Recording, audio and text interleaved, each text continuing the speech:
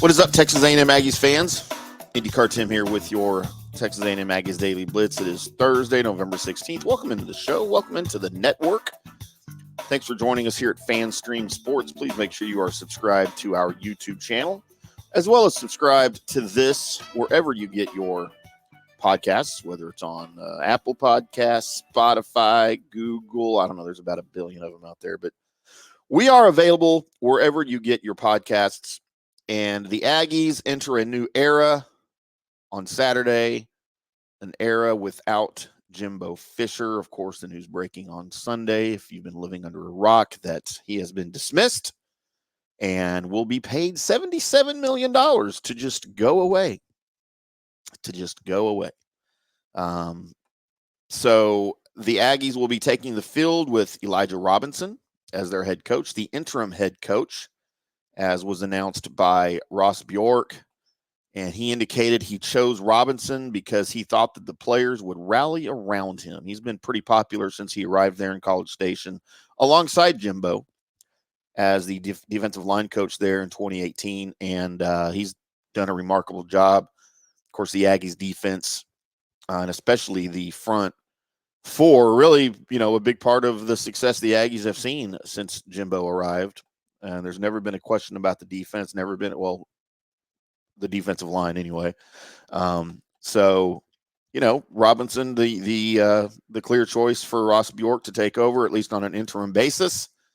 And he will coach the remaining two games against Abilene Christian and LSU. When asked about the timing of Jimbo's firing and the elevation of Robinson, of course, Ross Bjork indicated, well, it's a lot easier to go and prep for Abilene Christian than it is for you to prep as a new coach against Mississippi State or any SEC opponent. That's certainly true. So we understand that. We get that. And good luck to Robinson in his, I guess, whatever tenure it's going to be as the coach of the Aggies. But we will find out on Saturday how different things look, how much the same they look, whatever the situation's going to be. Coordinators are still there for the time being. And as far as any word on who the Aggies will replace Fischer with on a permanent basis, I guess just pick a name. And it's probably been mentioned, we've heard Urban Meyer. We've heard Lane Kiffin. Good grief. Matt Brown. We've heard names all over the place. Deion Sanders, Dan Campbell, and of course, everyone dismissing any rumors that they are interested in the job, which is what they're going to do. That's what they're supposed to do. That's what everyone is doing. So we will see.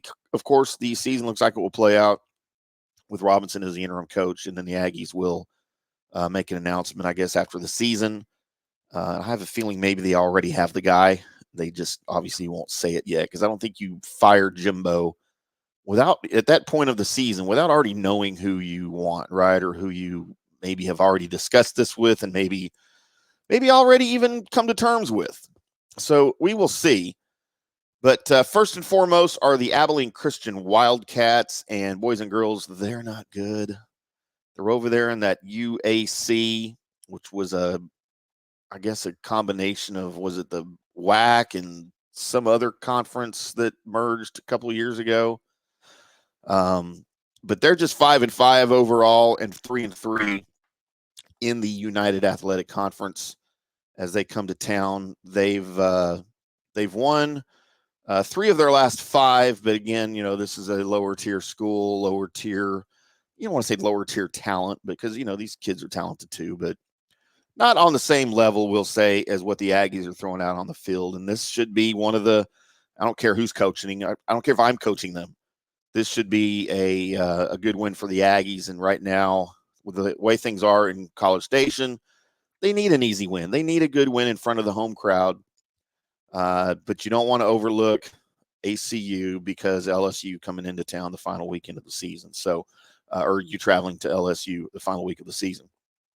So, and of course, there's no betting lines on this game. I don't know if those will happen later. Usually we have those by now, but with a matchup like A&M and Abilene Christian, you probably don't get those.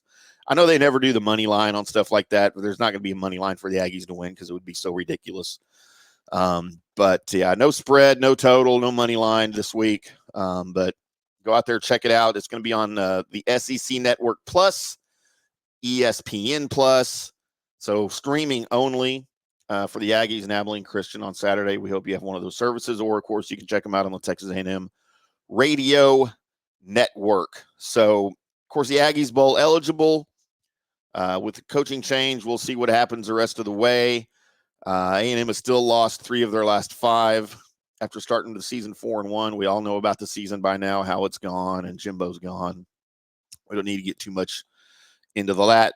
But, of course, this is the final game of the season for the Wildcats, and they're going to be looking for a strong win to avoid going under 500 or ending the season under 500.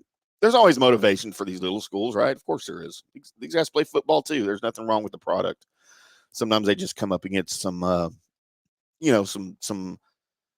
bigger guys, some bigger talent, I guess we'll say, definitely bigger schools. So that's the situation entering Abilene Christian Week here for the Aggies.